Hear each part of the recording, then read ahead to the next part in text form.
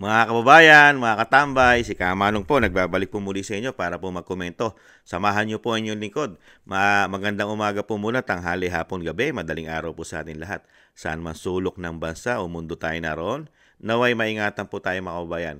Ito po, umpisa na po natin, ito pong topic po natin na si Kitty po, ang anak po ng dating Pangulong Duterte na bunso, ay dumulog po sa Korte Suprema at talagang gusto niya pong questionin o gusto niya pong magkaroon po ng oral argument ang kaugnay na pag-aresto po sa kanyang ama, mga katambay. Pero ito naman sa kabila na isang pag-uusapan po natin issue, isa pong pinag-uusapan po at talagang putok na putok sa mainstream media, ito pong Russian vlogger na may kinaharap pong problema sa ating bansa. Ito po napakaganda pag-usapan, isang dayuhan at isang dating Pangulong Duterte na dinala sa banyaga, pinamigay. Pero itong isang dayuhan na handito, yung mga katambay, malalaman po natin, mga kababayan. Pakinggan po muna natin itong isa, Kitty, mga katambay, sa Supreme Court. Tante, ano ang nilalaman nitong panibagong motion nila Kitty Duterte sa inihain sa SC? Magandang tanghali, Ella. Isang motion ang inihain kahapon April 7 ng anak ni dating Pangulong Rodrigo Duterte na si Kitty Duterte sa Korte Suprema. Hiniling nito na magtakda ng oral argument sa pagdinig para sa petitions for habeas corpus na inihain nilang magkakapatid kaugnay sa pag-aresto sa kanilang ama na si dating Pangulong Rodrigo Roa Duterte. Sinabi ng kampo ni Kitty sa oral arguments ay malalaman kung nagkaroon ba ng paglabag sa constitutional rights ng dating presidente nang arestuhin at ibigay sa International Criminal Court o ICC na walang pahintulot mula sa korte sa bansa ng ang kanilang ama. Lumabag ba ang pamahalaan sa separation of powers nang kilalanin nito ang jurisdiction ng ICC? Dagdag pa ng abogado ni Kitty na si dating Chief Presidential Legal Counsel Salvador Panelo, mahalaga ang kaso at mataas ang interes ng publiko hinggil dito. Sa pamamagitan ng oral arguments ay masuri ng korte ang mga legal at constitutional issue sa petisyon sa paraang transparent at madaling maiintindihan. Nagpanukala rin, Ella, ng mga issue ang kampo ni Kitty na maaaring talakayin sa oral arguments tulad ng kung may jurisdiction ba ang ICC sa umano'y crimes against humanity na nagawa sa Pilipinas ng parte pa ito ng Rome Statute. Gayon din kung labag ba sa saligang batas o hindi ang pagkilala ng Pangulo sa jurisdiction ng ICC. Gayon din isa sa kanilang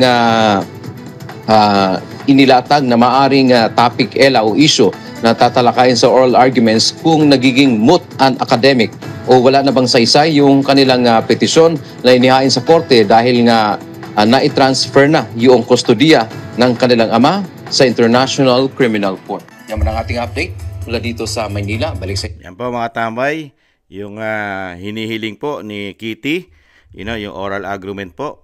Dahil po proseso ng batas ang kailangan po masunod kung tama po ba ang ginawa ng gobyerno sa pangunguna po ng Pangulong Marcos. Pero ito naman po yung sikat po ngayon, banyaga na vlogger na Russian. Ganito naman po ngayon mga tambay. Isama po natin sa topic natin. Hindi agad ipadedeport ang nangharas umanong Russian vlogger. Dahil po yan sa patong-patong na reklamong kailangan muna niyang harapin dito sa Pilipinas. Saksi, si Ian Cruz. Nakaposas nang iharap sa media ang Russian vlogger na si Vitaly Dorovetsky. Nakangisi pa siya at may punto pang kinuha niya ang sombrero na hawak ng isa sa dalawa niyang bantay. Binawi rin naman ito agad sa kanya. Ang kanya namang mga daliri, tila may ipinahihiwatig. Hindi rin malinaw kung para saan ang ipinapakita niyang itim na booklet. Tinangka rin niyang kausapin si DLG Secretary John Vic Remulla pero pinigilan siya nito at ng dalawang bantay. Patong-patong na reklamo ang kinakaharap ni Vitaly dahil sa kaliwat kanang pangharas sa mga Pilipino. Kabilang rito ang pagkuha ng video na walang consent at pamamahiya sa iba pang gwardya sa Taguig. Bukod pa yan sa harassment ng isang matandang babae at pagmumura at pagtawa sa isang windsurfing instructor sa Boracay nang ipakita sa vlogger ang news reports ng kanyang mga ginawa. Pilitis natin to at hanggang walang verdict laban sa kanya ay hindi siya mag-deport. Dito lang siya sa Pilipinas. Ayon kay Secretary John Vic Remulla, kahit nga raw payagan pa ng korte na makapagpiyansa ang Russian vlogger ukol sa mga kinakaharap niyang asunto, hindi pa rin siya basta-basta makakawala. Under legal custody siya ng PNP dahil sa kaso, pero under restricted custody ng Bureau of Immigration. So habang walang hearing, ay doon lang siya muna kasama ang Bureau of Immigration as an undesirable alien. May batas kasi ang Bureau of Immigration na pwede sila mag-hold na kahit sinong undesirable alien. Hinahanap naman ang kanyang kasama na nagsilbi niyang cameraman. Para sa GMA Integrated News. Nakita niyo po mga tambay, ang pagkakaiba. Yung Russian, nahuli po dahil po sa sinasabi po na pambabastos sa ating mga kababayan. Pero may due process. May due process. Hindi pwedeng ang Russian ay makauwi agad sa kanyang bansa, di ba? Nananatili po siya nakadetain sa ating bansa. May due process. Pero yung dating Pangulong Duterte, walang kaso walang kaso sa Pilipinas. Walang kaso. Pero kinasuhan daw sa ICC na walang jurisdiction sa ating bansa. At hindi na po tayo sakop. Dahil wala nang jurisdiction eh. Paano po gagana yung sinasabing Rome of Statue na kinu-question po nila Kitty Duterte at ng mga kapatid niya na kailangan po sagutin po ng Korte Suprema dahil nga po magkakaalaman kung ang ginawa po ba ng pamahalaan, lalong-lalo po yung separate power ng judicial at ng executive ay nasunod po ba o ang nasunod lang yung kapangyarihan ng executive at hindi po ang kapangyarihan ng judicial. Nakita niyo po yung comparison na sinasabi po natin. Isang Russian, mga tambay, hindi po pwede basta-basta makaalis ng bansa. Hindi mo pwede isuko agad. Hindi mo pwede isuko ang isang dayuhan na nagkaroon po ng kaso o sinasabing kakasuhan dahil maraming nilabag sa ating bansa na kailangan may tamang proseso at masunod ang batas. Dahil maraming nilabag itong Russian na vlogger sa ating bansa, di ba? Napakarami niya nga sinasabi na pinakita po sa mainstream media yung mga video na pangbabastos niya sa ating mga kababayan dahil ginagawa niya daw content niya. Siya ay maging mabiro, yung mga biro niya. Pero, sineryoso po ng ating bansa na kailangan po siya ay makasuhan hanggat maaari ay makulong sa ating bansa. At hindi nila basta-basta ito ibibigay sa Russian government. Nakita niyo po mga tambay, ibang klase. Mas mainam pa ang nangyari sa Russian dahil nakakuha siya ng due process. Yung gobyerno, umira lang batas. Sa Russian, pinaira lang batas kasi may proseso. Nakakuha rin ng proseso yung Russian dahil pwede siyang dumaan sa korte. Di ba? Dahil kakasuhan siya eh. Pero ang dating Pangulong Duterte, hindi po siya nakakuha ng tamang proseso. Di ba?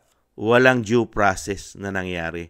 Hindi man lang po ito naharap at hindi man lang po ito nakausap ng isang DILG Secretary Remulla para doon sa sinasabing kaso niya na crimes against humanity na sinasabi po ng sinasabing mga nagsampa doon pa sa mga dayuhan na walang jurisdiction sa ating bansa. Nakita niyo po yun?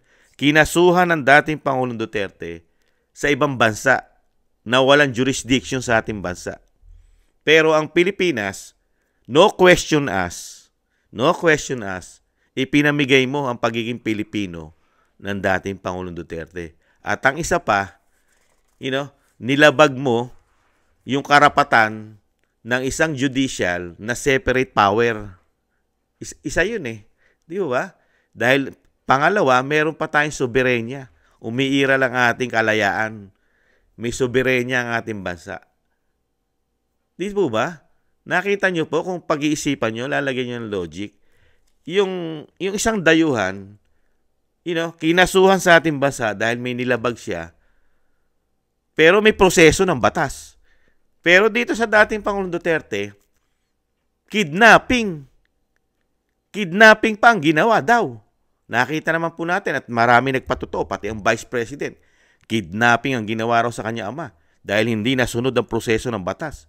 At ang nakakalungkot, ang dating Pangulong Duterte ay isa pang piskal, isang judge, isang dating Pangulo, pero hindi siya nakakuha ng due process. Saan ka nakakita nun? Isang dating Pangulo, isang abogado, isang piskal, pero hindi nakakuha ng proseso ng batas. Samantalang isang Russian, dayuhan, nakakuha ng proseso ng batas ng Pilipinas. Pwede pa siyang kumuha ng abogado niya ngayon para pagtanggol siya sa ginawa niya raw ng mga paglabag sa ating bansa.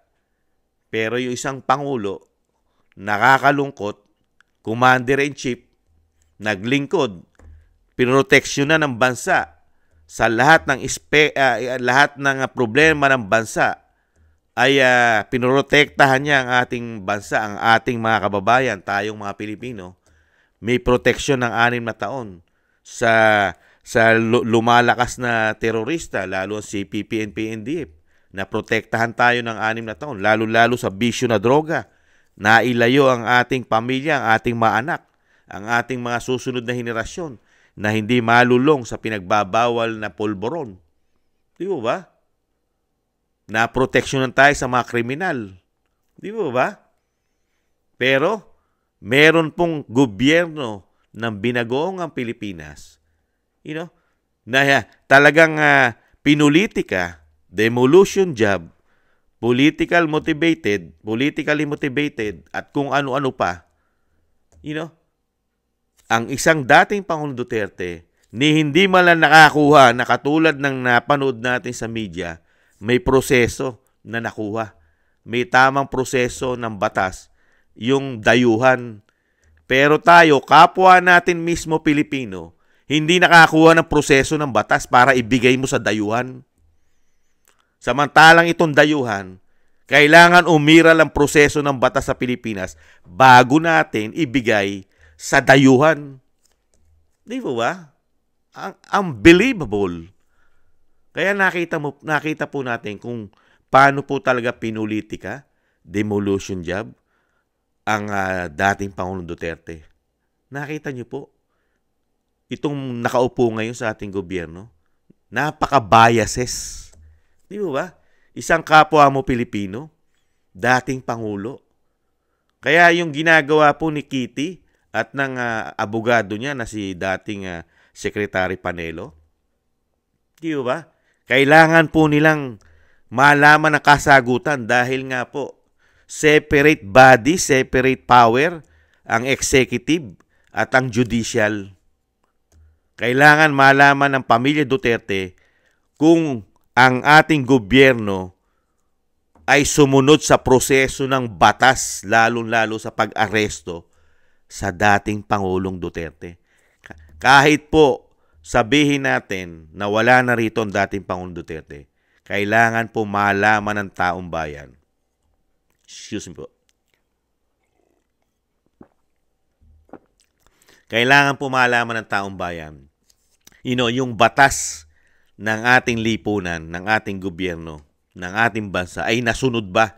Sinunod ba ng isang commander-in-chief yung proseso ng batas sa pag-aresto sa isang Pilipino at itapon mo at ipamigay mo sa The Hague, sa ICC na wala pang jurisdiction sa bansa mo? Kailangan po malaman ng taong bayan yan na yung ginawa ng Pangulo ng bansa na katulad ng binagoong ang Pilipinas ay tama at hindi mali. At kailangan malaman ng mga Pilipino na mali ang ginawa niya at hindi naaayon sa batas ng Pilipinas, ng Korte Suprema. Di po ba? Kailangan po talagang malaman po natin yan. Ang isasagot ng Korte Suprema sa oral argument na gustong malaman po ng pamilya Duterte. Ang totoo kung talagang naaayon sa batas ang ginawa po ng Pangulong Marcos, kasama po ng kanyang mga ahensya na siya po ang may control, katulad po ng DOJ, DILG, at itong kapulisan, PNP, Dahil sila po yung umaresto nang hindi po nabigyan ng due process sa pangunguna po ni General Fajardo at General Torre. Di ba? Nakita naman po natin yung mga video na lumabas. Harassment. Wala man lang, hindi man lang dinala sa piskalya o sa korte. Sa Villamor Air Base lang po, nakadetain ng how many hours? Mula umaga hanggang gabi.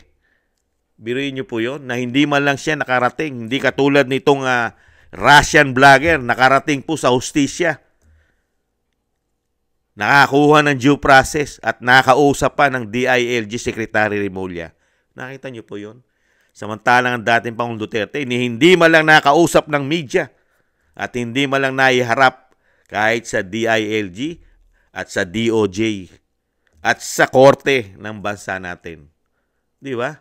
Para masagot niya yung ibinibintang at yung ikinaso sa banyaga. Hindi man lang niya nasagot sa korte natin. Ganyan po katindi. Kaya dito po magkakaalaman po ito. Lalo-lalo po sa mga eksperto sa batas. Dahil ito pong ginawa po ng pamilya Duterte ay naaayon po ito sa batas.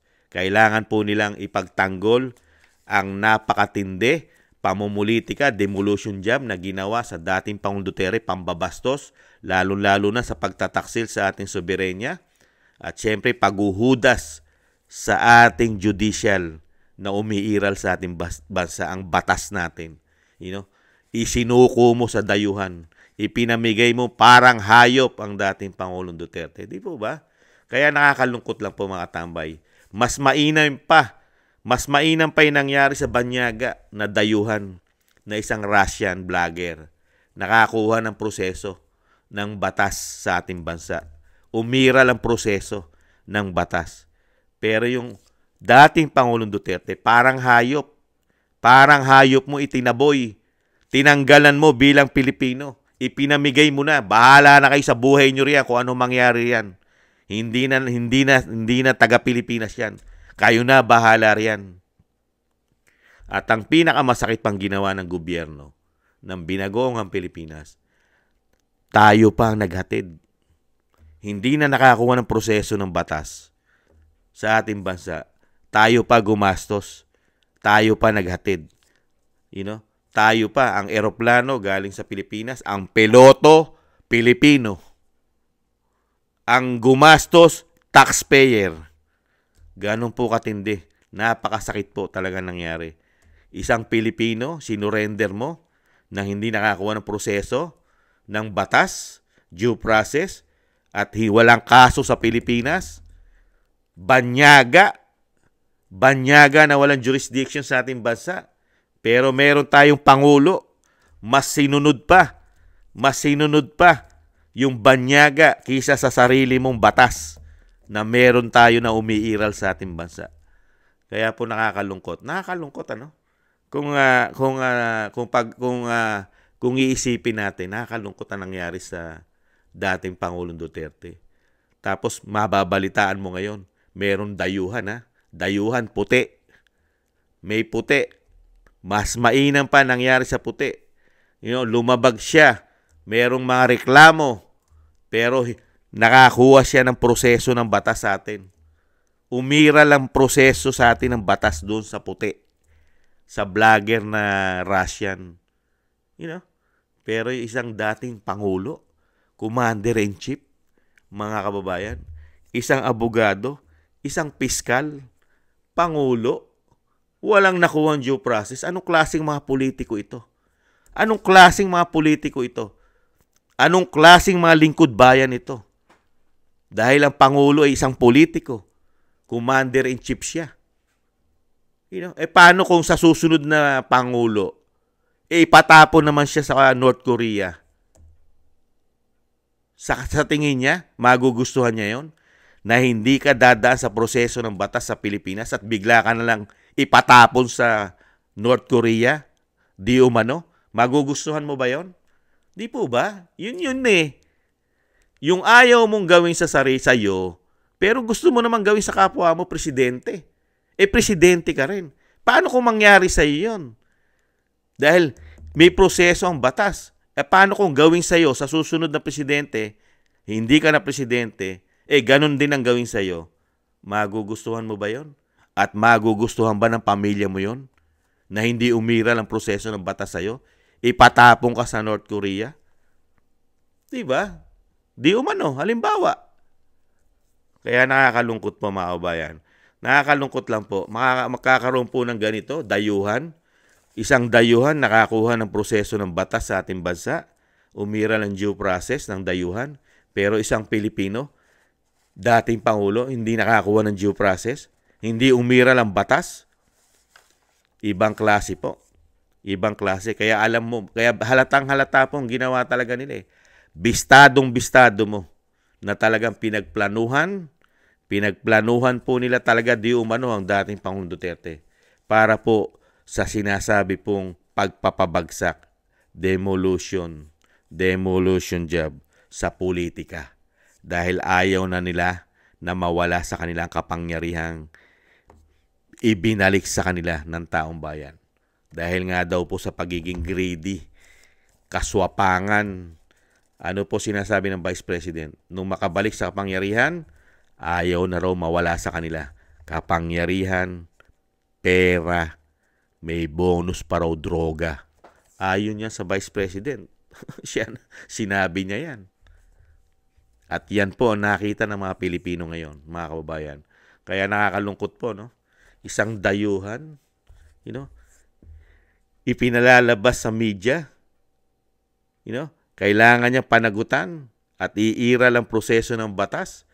Isang dating Pangulong Duterte ni hindi man lang naharap at hindi nakausap ng mga ahensya ng gobyerno katulad ng DILG at DOJ at ng Korte at Piskalya. Unbelievable. Ibang klase po ang binagoong ang Pilipinas. Kaya po mga kabayan, magpakatotoo na po tayo. Hindi po natin kailangan ng mga ganyang klaseng lingkod bayan. Lalo-lalo po ang mga 19 Congress, mga kabayan. Huwag na po natin silang pagkatiwalaan at maglingkod na naman sa ating bansa. Nakita po natin ang pinagagawa nila. 3 taong issue ng korupsyon at 3 taong pamumulitika. Ang problema ng bansa, nabago ba?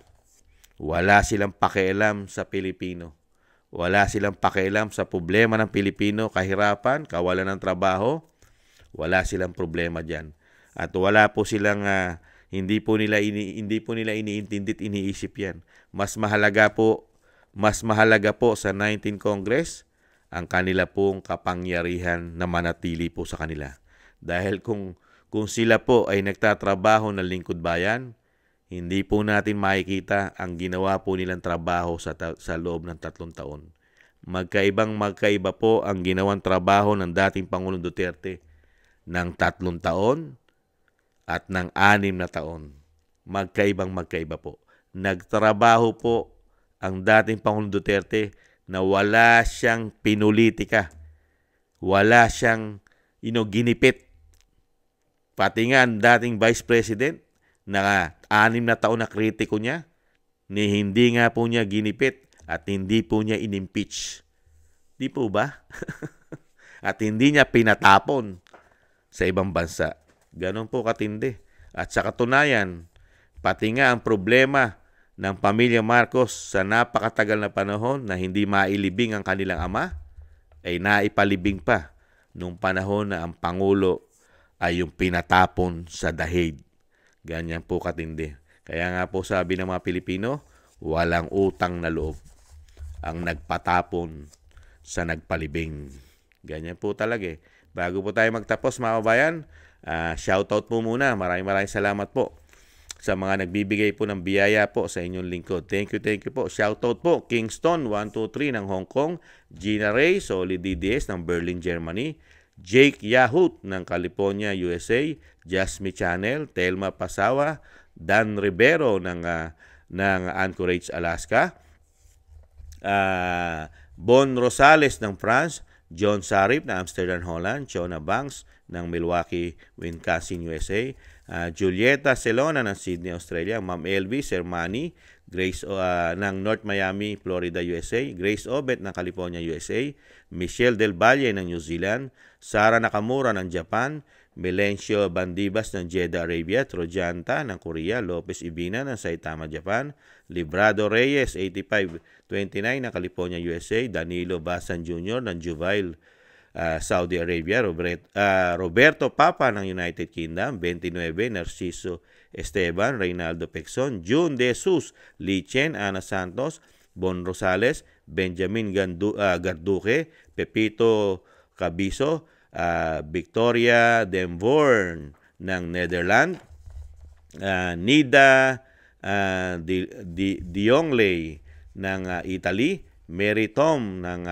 Hawaii, Aloha, Hawaii, Aloha, Donald Paras ng Canada, LKD 459 ng Belgium, Hermogenes Maramag, Manuel Ramos, Neshrin ng Kingdom of Saudi Arabia, Richard Macelones, Alexander Advincula, Dennis Velasco, Lorna Grandman ng Australia, Annie PH Vlog Official, Richard Macelon ng Davao City, Roberto Papa ng Blackpool, United Kingdom, Pedro Roque ng Ontario, Canada, Feliciana Vergara ng Los Angeles, California, Annalisa Besorio ng Saudi Arabia, Mel Caserna ng Israel, Veneracion Seblos, Sandy Donan ng Osaka, Japan, Just Got Lucky ng Houston, Texas, Ruth ng Perdos sa Kuwait, Zenaida Garcia ng Italy,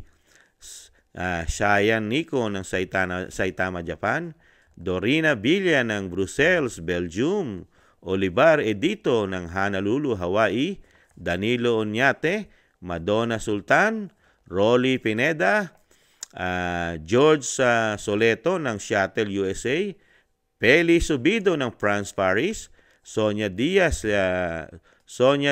Liano, Ami Cabrera, OFW, Saudi ng Davao, Dennis Velasco ng Iceland, Mario Carvajal from Europe, Dorina Villa, Clara Ibarra, Luz Ferrer, Victoriano Carrera, at isama pa natin sina Erlinda 60 Mix Vlog.